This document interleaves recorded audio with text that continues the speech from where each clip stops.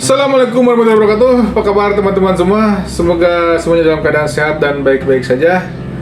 Berjumpa lagi dengan saya di channel Jeda Sidang. Dan dalam kesempatan kali ini saya akan membahas terkait urusan hukum pidana terkait kasus yang sedang viral, yaitu adanya tragedi kasus penembakan ya. Dan kasus ini memang sudah cukup lama menjadi perhatian masyarakat kita. Dan tentunya saya akan membahas kasus ini dari sisi perspektif hukumnya, terutama terkait jerat hukum, potensi jerat hukum terhadap Baradae yang melakukan penembakan karena atas perintah atasannya Ferdy Sambo ya, kira-kira begitulah. Nah, kenapa saya tertarik untuk membahas ini?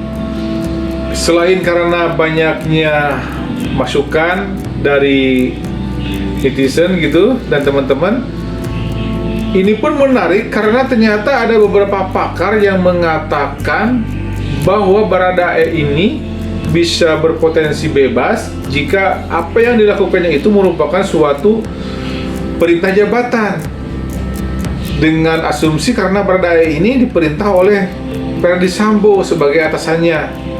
Hal ini disampaikan oleh Bapak Asep Birawan ya, seorang pakar hukum yang juga mantan hakim.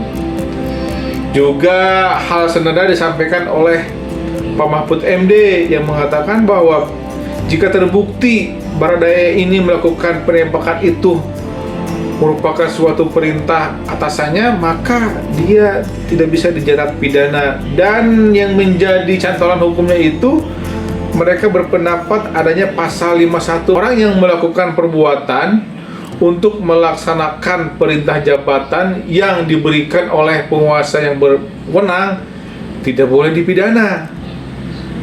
Nah, tapi harus ingat di dalam pasal 51 ini juga ada ayat 2-nya yang mengatakan bahwa perintah jabatan tanpa wewenang tidak menyebabkan hapusnya pidana, kecuali jika yang diperintah mengira dengan itikat baik bahwa perintah diberikan dengan wewenang dan pelaksanaannya termasuk dalam lingkungan pekerjaannya. Nah, menarik terhadap pasal 51 ini. Kalau saya pribadi, saya sependapat dengan apa yang disampaikan oleh Bapak Fahrizal Ampandi ya. Dia lulusan hukum dari, saya kurang tahu, tapi dia pernah sekolah di Belanda kalau nggak salah di Leiden ya, dan sekarang dia dosen di Universitas Brawijaya, yang mengatakan bahwa Baradae itu tahu bahwa dia disuruh untuk menembak orang itu tidak boleh. Apalagi perintah yang diberikan oleh Ferdy Sambo itu menyebabkan sesama polisi tewas. Bahkan tidak ada undang-undang yang mengatur bahwa polisi boleh menembak sesama anggota polisi dengan tujuan apalagi untuk menghabisi nyawa. Begitu ya. Nah, hal ini terkait yang harus menjadi perhatian kita adalah pasal 51 ayat 2 tadi, adanya itikat baik, bahwa perintah yang diberikan dengan wewenang dan pelaksananya itu termasuk dalam lingkungan pekerjaannya. Pada kasus ini, Sambo menyuruh anak buahnya itu untuk menembak sesama rekannya. Apakah itu disebut dengan itikat baik? Dan apakah itu merupakan suatu lingkup dalam suatu pekerjaannya, tupoksinya? Tentunya saya sependapat dengan Bapak ini, tidak termasuk dong. Jelas pasal 51 ayat 2 berbunyi demikian. Saya pun sependapat dengan pendapat ahli hukum lainnya yang mengatakan bahwa jikapun ada potensi bebas terhadap Baradae ini, kita bisa melakukan pembelaan dengan pasal 8 KUHP tentang opermah ya, atau daya paksa, yang berbunyi bahwa barang siapa melakukan perbuatan karena pengaruh daya paksa tidak bisa dipidana. Ya, tapi juga pasal ini juga harus mempertimbangkan peristiwa hukumnya gitu loh. Penyidik harus bisa membuktikan adanya daya paksa, termasuk si penasehat hukumnya, si pengacaranya nanti itu harus bisa membuktikan bahwa memang dia melakukan itu karena dalam kondisi daya paksa. Begitu. ini juga menarik kan, kita harus melihat peristiwa hukumnya. Apakah benar Baradae ini melakukan penembakan itu spontan karena atas perintah Ferdy Sambo dalam tempo kejadian, ataukah mungkin sebetulnya Baradae ini mengetahui rangkaian perencanaannya, bahwa memang eksekusi ini telah lama direncanakan oleh Ferdy Sambo dan Baradae mengetahuinya, bahkan merupakan bagian dari perencanaan ini. Tentunya akan sulit juga dilakukan pembelaan dengan pasal opermah atau pasal 48 KUHP. Begitu. Ya. Kemudian juga ini menarik terkait dengan pasal 55 KUHP ya, dengan delik penyertaan.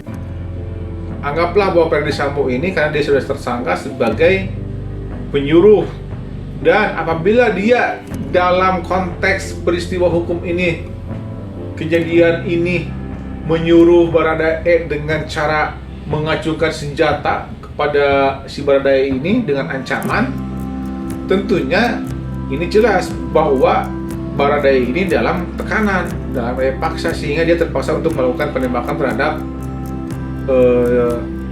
Brigadir Joshua ini ya. Tetapi apabila sebaliknya ternyata bahwa Baradae ini dia melakukan tindakannya ini merupakan suatu anjuran dan Ferdy Sambo sebagai pelaku penganjur, gitu loh.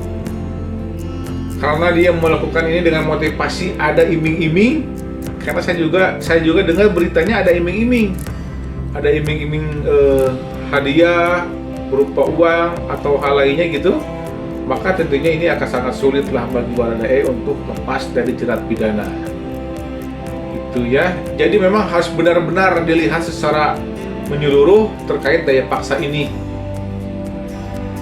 Kemudian juga ada pasal 7 ayat 3 dalam Perkap tahun 2011 nomor 14 yang mengatakan bahwa si bawahan ini dia wajib menolak perintah atasannya jika bertentangan dengan norma hukum, norma agama, dan norma kesusilaan. Jadi seharusnya kan Baradae ini bisa menolak jika memang apa yang diberitakan itu dia pasti tahu lah secara normalnya gitu, bahwa itu merupakan suatu pelanggaran hukum. Itu mungkin yang bisa saya sampaikan. Mudah-mudahan bisa dipahami oleh teman-teman semua, dan juga ya ini sebagai masukan saja, sebagai pikiran pembanding. Teman-teman boleh beda pendapat, dan silakan saja sampaikan di komen terkait pendapatnya. Demikian saya. Wabillahi taufiq hidayah. Wassalamualaikum warahmatullahi wabarakatuh.